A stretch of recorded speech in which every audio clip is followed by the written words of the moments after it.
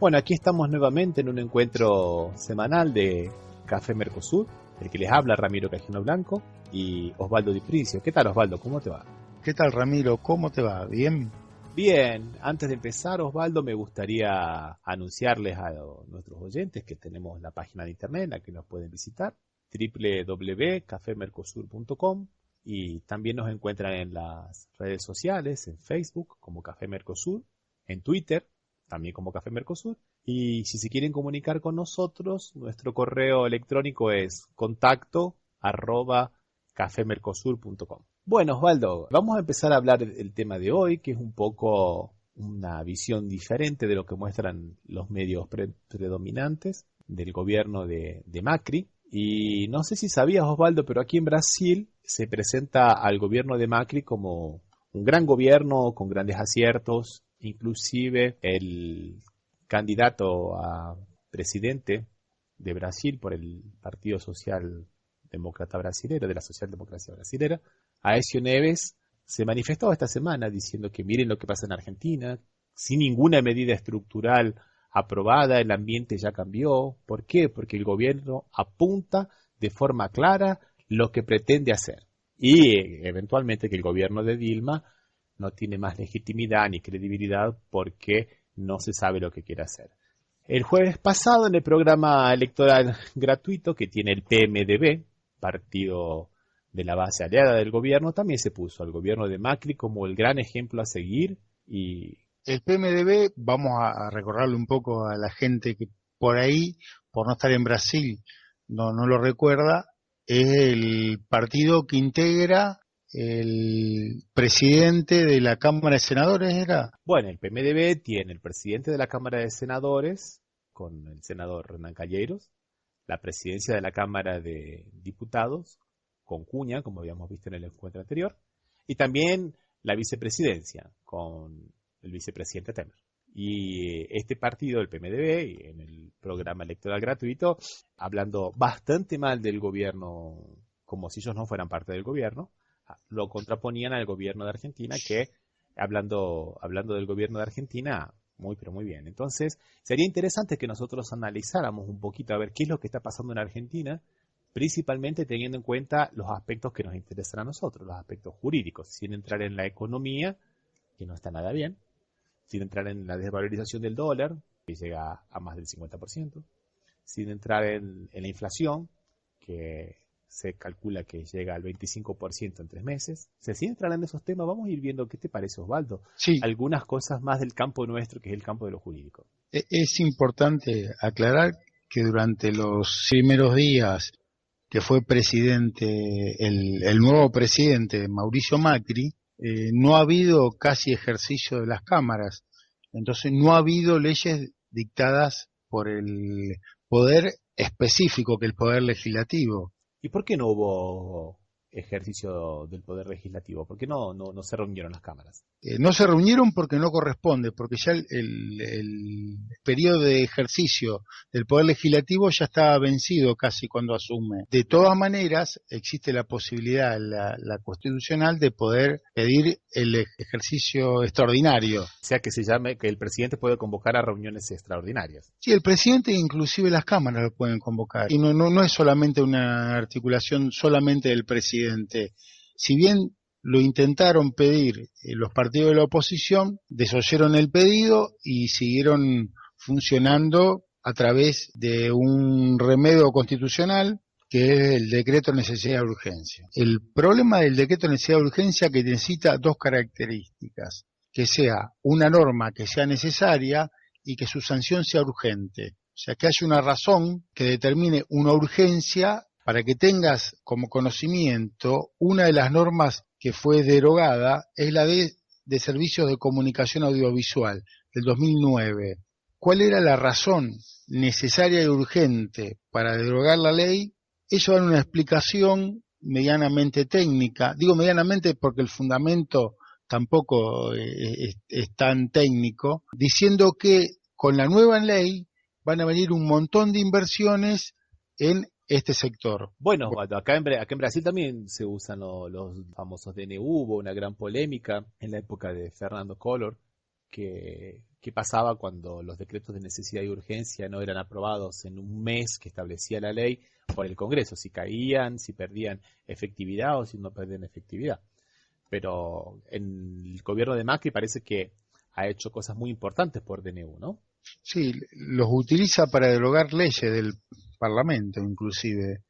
O sea, como el caso de la Ley de Servicios de Comunicación Audiovisual y el nombramiento de jueces de la Corte que, por suerte, luego de nombrarlos, dio marcha atrás con estos decretos de necesidad de urgencia. Porque me parece que nadie avaló esta política de designar jueces de la Corte Suprema por decreto. Sí, indudablemente porque no había ninguna necesidad ni urgencia. Algunos medios hablaban que la única necesidad de urgencia que había era que a mediados de enero se cayó una cautelar del Grupo Clarín, entonces era necesario el voto de la Corte, pero después no pasó más nada con eso. Bueno, una cosa que sería interesante resaltar aquí es que si bien la posibilidad de nombrar jueces de la Corte Suprema por decreto en comisión existe legalmente, nunca jamás en democracia, desde 1853 hasta la fecha, jamás se utilizó. O sea, sí, es cierto. Es un mecanismo que está medio como en la letra muerta de la ley, porque justamente se supone que la instancia superior de la justicia tiene que tener legitimidad. Había un antecedente en el gobierno de Mitre, que fue en el 1860. 1860 a 1866. Que él utilizó, pero no nos olvidemos que recién la provincia de Buenos Aires se incorporaba al gobierno nacional, diríamos porque había estado en secesión, hasta la asunción. Digamos que fue la primera vez que hubo un gobierno nacional en 1860, porque en el periodo de 1853 a 1860 estaba la ciudad de Buenos Aires, por un lado, cuyo gobernador era Mitre, y la Confederación Argentina con la capital en Paraná, que era Urquiza, y los Ioderqui. Exactamente, o sea que estábamos, digamos, en el primer proceso de organización nacional, paso de la organización nacional. O sea que retrocedimos como 150 años, aparte que los jueces en sí eran discutibles por algunos sectores. Los jueces designados eran Rosenkrantz y Rosati. Uno de los dos con mucha participación en el Grupo Clarín, de hecho es abogado del Grupo Clarín. Era abogado del Grupo Clarín cuando se lo designa. Y el otro DNU importante, de entre los otros DNU que me estabas comentando, Osvaldo, es el que crea el Ente Nacional de Comunicación y reemplaza a dos organismos creados por la Ley de Servicios de Comunicación Audiovisual, que eran la AFSCA y la AFTIC, que crea un ente y sustituye a los otros dos. El decreto es el 267, creo que lo hace el día 31 de diciembre, casi el último día útil. Sin acreditar más necesidad de urgencia que el supuesto, entre comillas, ingreso de inversiones del exterior para los servicios de comunicación. No, inclusive en el propio decreto él invoca el nuevo cuadro reglamentario y de negocios. O sea, estamos siempre viendo cambiamos un poco la filosofía de la ley de la ley de servicio de comunicación audiovisual. Ya no es más un derecho a la información, sino una mesa de negocios, ¿no? Tal cual. Un poco tiene que ver con esto de la ceocracia, ¿no? De colocar a todos los CEOs de las empresas como funciones de gobierno. O sea, no es el Estado más el que gobierna, sino son ahora los expresidentes y directivos de las empresas. No nos olvidemos que democracia es el gobierno del pueblo y la terminología que se ha impuesto en la actualidad es ceocracia, que es el gobierno de los CEOs, ¿no? Que son aquellos que manejan las empresas privadas. Por que ejemplo, está bien Osvaldo, que manejen las empresas privadas con su idea y su ideología y su sentido de ganancia. Pero ¿en qué momento coincide el deseo de las empresas privadas con el Estado, con el bien común? Bueno, ¿en qué momento coinciden ahora? Cuando lo colocan a Aracuren, que era presidente de la Shell, y decide importar petróleo en lugar de invertir en la producción de petróleo nacional, y la primera licitación por importación de petróleo la gana una empresa subsidiaria de la Shell, de la cual él era presidente hasta anteayer. Sí, o sea, también coincide. tenemos en cuenta que se liberan dos temas muy importantes, que son los derechos de exportación para las mineras y para las cerealeras. O Bueno, sea, se quitan las retenciones. las retenciones de exportación para las cerealeras y las retenciones para la exportación para las mineras. El secretario de Agricultura viene de Monsanto. Monsanto es directamente interesado en este tipo de disposición. Digamos que Monsanto es el dueño de la genética de las semillas transgénicas, con la Tal cual cual, está o sea, sembrada casi todos los campos de Argentina. tal cual, sí, porque nosotros fuimos los primeros países que aceptamos la semilla transgénica. En Brasil tardó bastante más que Argentina en aceptarla. Fue mucho más resistido, es verdad. Sí. En aquel momento, haciendo un parangón en lo que pasa ahora y lo que pasaba antiguamente con las semillas, en aquel momento aquí en Brasil se quería agilizar el uso de las semillas transgénicas colocando como ejemplo a Argentina, que ya lo había hecho. Como ya lo utilizaron, según tú nos actualizaste en el último tiempo, también lo utilizaron para el tema de la excelencia del gobierno de Macri. Exactamente. Bueno, entonces el caso de Aranguren como ministro de Energía es un tanto polémico, ¿no? Sobre todo por el origen que venía de Shell. Por el origen que venía de Shell, y sabemos las consecuencias. Y hay algunas personas que por el origen también no están muy claros. Por ejemplo, el caso de Sturzenegger, Federico Sturzenegger, ¿no, Osvaldo? Sí, que tuvo una importante participación en el megacanje del gobierno de la Rúa, que después fue revisado judicialmente.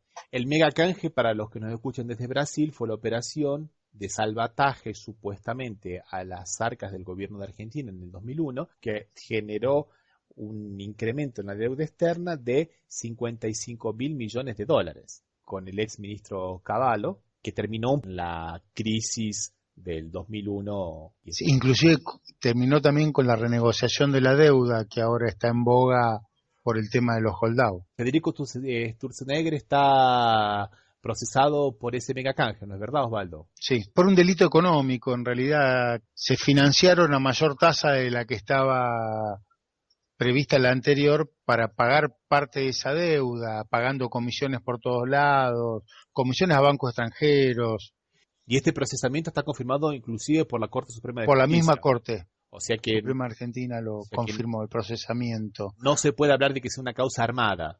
No, no, no. Con el desagrado del propio presidente actual con respecto a la Corte, porque fue procesado al poco tiempo que había asumido el nuevo presidente. O sea, una persona que tiene un proceso por una operación financiera en el 2001, lo ponen ahora como presidente del Banco Central, Sí. que va a ser supuestamente la autoridad monetaria del país. Una costumbre que tiene el gobierno actual. Por ejemplo, se dio lo mismo en la UIF, en la Unidad de Investigaciones Financieras, que nombran como segunda de la UIF a la que era abogada del HSBC, que era uno de los bancos observados por la Unidad de Investigaciones Financieras del Banco Central. El HSBC, aquel banco que internacionalmente tiene todo un esquema montado para lavado de dinero Sí, y para evasión de divisas, sí. y que tiene causas abiertas en Estados Unidos, en Francia. El tema del lavado de dinero se agrava por el tema del tráfico de estupefacientes, de las drogas, porque el sistema de tráfico de estupefacientes no sería posible si no hubiera posibilidad de lavar dinero. Y la que era abogada del HSBC en Argentina es ahora la segunda en la En la UIF. unidad de la oficina antilavado, Eugenia Talarico, la señora, Eugenia Talarico. la doctora. La doctora Eugenia Eugenia Talarico. Y a María Estela Schiaffino, que investigaba las operaciones del lavado de dinero del grupo Clarín del HSBC, la echaron. Tuvo la suerte de perder su trabajo, diríamos, pero que no se sienta mal, porque fueron como 50.000 los que la perdieron desde la asunción del nuevo gobierno. 50.000 despidos desde el nuevo gobierno. Y calcula más o menos entre 35.000 y 50.000. Seamos realistas, Ramiro, en este caso. O sea, no es lógico que esté percibiendo un sueldo a quien que no trabaja, pero tantas personas no trabajaban. No, aparte, como dijo el mismo ministro de Economía, ¿no? Tenemos que terminar con la grasa militante. O sea, una persona que realmente trabaja y tiene una militancia política, por eso la dejamos afuera. Que aparte es ilegal e ilegítimo, porque hay una ley que impide el despido de personas por las ideas políticas. Vos lo podés despedir porque no trabajen, pero no por lo que piensen. Entonces, con Laura Alonso también hubo un caso bastante polémico, ¿no, Osvaldo? Que está al frente de la Oficina Anticorrupción, porque supuestamente para poder ser Integrante de la Oficina Anticorrupción había que ser abogado. tenía que ser abogada o por lo menos tener 6 años dentro del Ministerio Público o del Poder Judicial, o sea, haber investigado. Y esta señora era simplemente licenciada en Ciencias Políticas. Entonces, ¿qué hacemos? Cambiamos la ley. Por decreto, modificamos la ley anterior para que pueda entrar. No es muy ético, ¿no, Osvaldo? Estamos legislando ad hoc. O sea, cambiamos la ley para que entren las personas de nuestro partido. Y por su vez, cesanteamos a personas porque son del otro partido. O sea, la grasa militante la dejamos afuera, pero nuestra grasa militante entra y para eso Modificamos una ley. modificamos una ley. Y no me parece que sea muy ético que digamos, ¿no? Aparte contradice lo que habían planteado en la campaña, que ellos venían a moralizar la política. Para el que quiera saber, el decreto que modificó los requisitos para ser titular de la Oficina Anticorrupción es el decreto 226/2015, ¿no? Que dice que resulta conveniente modificar la organización. Bueno, pero el único problema en los nombramientos de este gobierno no es el de Laura Alonso, ¿no es verdad, Osvaldo? No, hay bastantes más. Se tiene una costumbre de ejercer su gobierno de manera del nepotismo, o sea, nombrando parientes, amigos, conocidos en funciones públicas. Por ejemplo, Osvaldo. Tenemos a Andrés Ibarra, que como estaba encargado de revisar los contratos y concursos de miles de empleados públicos, después de despedir a un montón de gente, decidió nombrar también a su mujer, Carla Piccolomini, en la gerencia de RTA, que es la Radio y Televisión Argentina, que es la que reúne Canal 7 y Radio Nacional. Aclaremos que Andrés Ibarra es ministro de Modernización, un ministerio creado ahora también por un DNU, para esto, ¿no? Para lo que se dice reingenierización, o sea, despidos. Sí, en realidad su principal objetivo fue despedir un montón de gente, y si hay un ministerio que está funcionando de acuerdo a las órdenes dadas, es porque está despidiendo. Pero no fue el único ministro que está con problemas de pareja, ¿no? No, el ministro de Cultura también decidió que, como su novia lo molestaba mucho en la casa, le consiguió un conchavo. En el Ministerio de Cultura. De Cultura, a Carolina Assi, supuestamente la novia de Abelluto. Y después también tenemos a Gabriela Michetti, que decidió que una prima de ella consiguiera un trabajito en el Senado, María Alejandra Ilia. Y después también se suma a esta misma tendencia el hermano de Federico Pinedo, Enrique Pinedo, que es jefe de la bancada del PRO. Bueno, y después tenemos la hermana menor de la reina de Holanda, que si bien es reina de Holanda, es argentina, hija de Jorge Zorreguieta, que fue ministro de Agricultura de la última dictadura. También le encontraron un trabajito en la presidencia de la Nación. Después que se reunieron en Davos, se ve que la hermana le dijo conseguir un laburito a mi hermana, y Macri no tuvo mejor idea que conseguir un trabajito de 40.000 pesos por si tiene que bajar a Europa y comprar euros y toda esta historia. Esto por un lado, y por el otro despiden gente del Estado de una forma tenebrosa y con una persecución política, ¿o no? Sí, sobre todo en algunos sectores sensibles, como en fabricaciones militares, donde hay dos sectores que fueron de reciente creación del gobierno anterior, que es la fabricación de vagones de ferrocarril, después de hace como 30 o 40 años que no se fabricaban de vagones de ferrocarril nuevo. Se inició una línea de producción en Río Tercero, en Fábrica Militar Río Tercero. Para que los que tengan un poco de memoria, Río Tercero, la fábrica militar de Río Tercero, ha tenido una historia media complicada en el gobierno del doctor Menem. Bueno, pero yo creo que este tema de los vagones se explica un poco, porque de alguna manera los trenes compiten con el aliado político de Macri, que es el presidente del sindicato de los camioneros. Que es Moyano. Entonces, sí, ¿para qué construir trenes si tenemos camiones? Si tenemos camiones, o sea, los trenes van en directa competencia. Aparte, uno de los justificativos que dio del despido de esta gente, que iba a ser 1.000 vagones de ferrocarril, uno de los justificativos que encontró fue más barato importarlos. ¿Para qué lo vamos a fabricar acá? No tiene sentido si lo podemos importar. Bueno, esta es la lógica de los negocios frente a la lógica del Estado, porque posiblemente en este momento sea más barato importarlos, pero también es verdad que si nosotros invertimos en la producción propia, con el tiempo se van creando las líneas de montaje, se van perfeccionando las líneas de montaje y ahí se pueden abaratar los costos. Claro que Seguramente. la producción inicial siempre es más cara, pero eso en todos lados pasa lo mismo. Pero parece que lo que sirve para la lógica de los negocios privados no sirve para la lógica de los negocios del Estado. Y también la fábrica militar en Argentina fabricaba los chalecos antibalas, 250 chalecos antibalas por día que se les vendían a las policías de las diferentes provincias e inclusive había contratos con algunos otros países.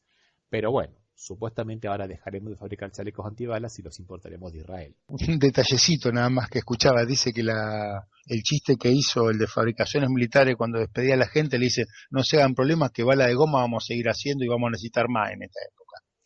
Y eso viene con el próximo tema que tiene que ver con el del tema de los derechos humanos. De los derechos humanos. Uno de los temas que me gustaría que habláramos es este nuevo protocolo de actuación de la policía ante manifestaciones que está intentando la ministra de Seguridad, Patricia Bullrich, que supuestamente tiene una mano bastante dura. Fue, recordemos, la que no le tembló el pulso para firmar un decreto que le redujo en 13% el salario a los jubilados, que ya era poco en el año 2001. ¿Qué significa para los movimientos sociales este nuevo protocolo de actuación de la policía, Osvaldo? ¿Qué podemos decir? Y sustituye un protocolo que tiene unos 4 o 5 años que daba más garantías o seguridad de que uno pudiera reclamar. En este caso es bastante más breve e inclusive no prohíbe el uso de ningún tipo de armas ni obliga a que vayan desarmados. El protocolo anterior obligaban a ir desarmados. A los agentes de seguridad. A los agentes de seguridad que tenían que controlar, los obligaba a ir desarmados. Ahora directamente no hay ninguna limitación, les avisan que se retiran, y si en 5 minutos no se retiran, los reprimen.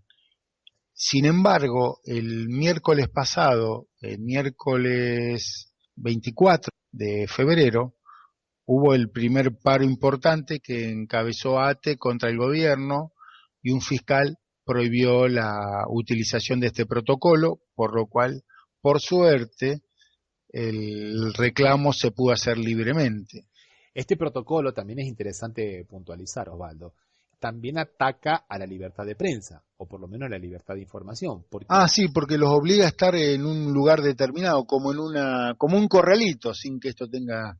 Obliga a los periodistas a estar en un lugar determinado que la misma policía en ese momento va a decir cuál es. Todos los hechos de abuso policial pueden llegar a pasar, a ocurrir... Sin control de la prensa. Sin control de la prensa. Macri, en la reunión con los organismos de derechos humanos, defendió al protocolo diciendo que estaban en juego una colisión de derechos. Y este es un tema que es interesante, porque siempre hay colisión de derechos. De hecho, mi derecho termina donde empieza el tuyo, o sea que siempre hay una colisión de derechos. Siempre. Pero entre el derecho a transitar, que es lo que va a intentar tutelar este protocolo, el derecho a locomoverse, el derecho a transitar, el derecho a ir y venir, a la libertad de locomoción, se contrapone otros derechos. El derecho a reclamar. El derecho a reclamar. Y la gente no está reclamando por temas menores. La gente está reclamando, como en el caso de ATE, que bien colocaste la semana pasada, es por los despidos, es por el derecho al trabajo. Y el derecho al trabajo se transforma... Está íntimamente relacionado con el derecho alimentario a la remuneración. Si yo pierdo el trabajo, pierdo la remuneración. Está dentro del sueldo del salario vital y móvil. Es el derecho a la alimentación, es el derecho a la educación, es el derecho a la salud, es el derecho a la cultura. Entre la incomodidad de no poder volver a casa en un determinado horario y tener que estar 4 o 5 horas, como suele ocurrir cuando hay manifestaciones, y el derecho a tener un trabajo que reclaman las personas, bueno, creo que, ¿qué escala de valores es esta donde el derecho al trabajo tiene menos valor que el derecho a llegar a casa en el horario que corresponde? Sí, realmente no hay relación entre un derecho y otro. Creo que estamos ante una relación de inversión de valores bastante nítida, ¿no, Osvaldo? Sí, o sea, creo que de esta manera el gobierno pasa lo que estaba en el centro, lo pasa a la periferia y la periferia lo pasa al centro, ¿no? Lo que era el centro era el trabajo, lo excluye y pasa lo que era el derecho a circular como derecho periférico, si es necesario ser respetado, nadie le niega la entidad, pero frente a un derecho de mayor trascendencia o entidad, es lógico que se vea reducido. Y este tema es interesante porque esto lo manifestó Macri en la reunión que tuvo con los organismos de derechos humanos. Reunión tardía, reunión que se realiza después de todos los pedidos que tenían los organismos de derechos humanos y que Sí. se realizó únicamente porque llegaba el presidente de Francia, Hollande, que ya tenía en su agenda 2 eventos con las abuelas y con las madres de Plaza de Mayo. Entonces iba a quedar muy feo que el presidente de Francia se reuniera antes con los organismos de derechos humanos antes que el presidente de Argentina. Convengamos, Osvaldo, que no es muy prolijo, ¿no? Que el presidente de un país no se reúna con con el organismo de derechos humanos y se reúna el de otro país, en este caso una potencia europea. Francia, que siempre ha tenido mucha cercanía con los organismos de derechos humanos, argentinos sobre todo. Bueno, nobleza obliga, en rigor de la verdad, Macri tenía una agenda muy, pero muy completa, por eso no había recibido, tuvo que cenar con los Rolling Stones, por ejemplo. Sí, ha tenido cosas muy importantes. Tenía cosas muy importantes. No, y aparte ha tenido un par de chequeos que le han hecho, o sea, no, la verdad que ha hecho un montón de cosas este hombre. Sí. Pero bueno, pero por lo menos el 27 de enero mandó al jefe de gabinete, Marcos Peña, a que recibiera a las abuelas de Plaza de Mayo, ¿no? O sea, no tenía tiempo, pero por lo menos había mandado. Pero bueno, se ve que la presencia de Hollande ayudó a que se iniciara el diálogo del presidente de Argentina con los organismos de derechos humanos. Sí, Hollande cuando fue a la ESMA sacó algunas fotos y algunos medios obviaron la parte en que estaban las madres de Plaza de Mayo y las fotos que publicaron fueron sin las madres de Plaza de Mayo. Solamente a Hollande y a su delegación, diríamos. Las madres de Plaza de Mayo no tienen absolutamente nada que ver con la política de derechos humanos de Argentina. El trabajo de las abuelas de Plaza de Mayo, prestigiado en todo el mundo, de recuperar. Por el mismo Hollande, que claro, fue el que las recibió y que les pidió que estuvieran. Y aparte hizo otro pedido Hollande. No quiso que ningún acto, en realidad no fue Hollande, sino que fue la delegación francesa. Pidió que lo pérfido no esté en ninguno de los encuentros. ¿Por qué? Expresamente. ¿Qué pasaba con lo pérfido? Lo pérfido es el secretario de Cultura de la Ciudad de Buenos Aires, ¿no es verdad? Claro, del mismo partido de Macri. Del mismo partido de Macri, que había hecho una exposición en el mes de enero diciendo que el número de 30.000 desaparecidos era exagerado, que casi no es, que todos sabían que eso fue un negocio, que se hizo en una mesa. O sea, lo mismo que había manifestado Macri hace un tiempo atrás, diciendo que el tema de los derechos humanos era un curro para que algunos ganaran dinero. Exactamente. Pero se podía decir no teniendo un cargo, diríamos. Teniendo un cargo ya es más complicado, ¿no? Una cosa que creo que tiene que quedar claro, Osvaldo, que nosotros tenemos que dejar claro, que el tema de los derechos humanos en Argentina es un tema que trasciende las ideologías y trasciende los partidos políticos. Los que tenemos algunos añitos encima, recordamos que en las manifestaciones multipartidarias que se daban en la primera mitad de los años 80, cuando en el inicio de la democracia, todos los partidos políticos iban para pedir justicia por los delitos cometidos en la dictadura militar, de todos los partidos políticos, de todo el espectro político. Ese era un reclamo unánime, diríamos. Esto trasciende, es como más o menos como el holocausto y el tema de la solución final, trasciende las ideologías políticas. Esto es un delito de lesa humanidad, no es un tema que pueda politizarse. Esperemos que de ahora en más las cosas cambien bastante, Osvaldo, ¿no te parece? Esperemos, sí, que la venida de Hollande sirva por lo menos para que el gobierno de Macri tenga una mayor consideración. Bueno, Osvaldo, creo que sin entrar en cuestiones económicas, pudimos ver que desde el punto de vista por lo menos desde la óptica del derecho, no es todo tan perfecto dentro del gobierno de Macri como se quiere pintar acá en Brasil. Sí, la visión acá en la Argentina no es la misma que en Brasil y evidentemente hay un montón de situaciones complicadas con respecto a la normativa legal sobre todo y la manera de derogarla. De cualquier manera queremos dejar en claro nosotros aquí que son primeros días de gobierno y esperamos que este gobierno con sus errores aprenda y que haga las cosas bien. En ningún momento estamos abonando la teoría de que cuanto mejor peor, ¿no es verdad, Osvaldo? No, seguramente que aparte fue elegido, o sea, el origen del gobierno es absolutamente legítimo, lo único que nos gustaría que con el tiempo vaya siendo legítimo su ejercicio también. Bueno, dejamos por aquí, Osvaldo, invitamos a todos nuestros oyentes nuevamente a que visiten nuestra página, la repetimos, Por favor. www.cafemercosur.com, y que nos busquen en las redes sociales. Y nos encontramos en el próximo encuentro. ¿Qué te parece, Osvaldo? Sí, te espero la semana que viene entonces, con un tema tan apasionante como este, seguro. Esperemos, sí. Un abrazo, Un abrazo. Chao.